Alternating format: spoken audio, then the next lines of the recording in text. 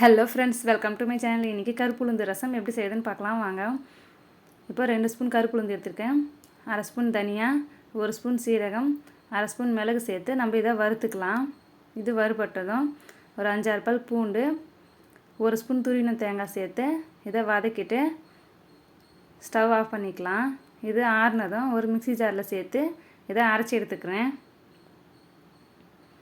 இப்போது எண்ணெய் சேர்த்துக்கிறேன். கடுகு, பெருங்காயத்தூள், காஞ்ச மிளகாய், தக்காளியை கட் பண்ணி சேர்த்துக்கலாம். கருவேப்பிலை சேர்த்து நம்ம இதை வதக்கிக்கலாம்.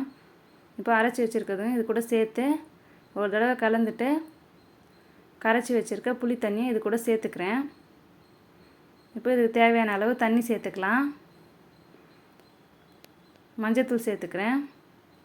இது கொதி வரும்போது இதுக்கு தேவையான அளவு உப்பு, கொத்தமல்லி சேர்த்து நம்ம ஸ்டவ் ஆஃப் பண்ணிக்கலாம். பாருங்கள், ஹெல்த்தியான ரசம் ரெடி ஆகிடுச்சு. நீங்களும் ட்ரை பண்ணி பாருங்கள். தேங்க்யூ.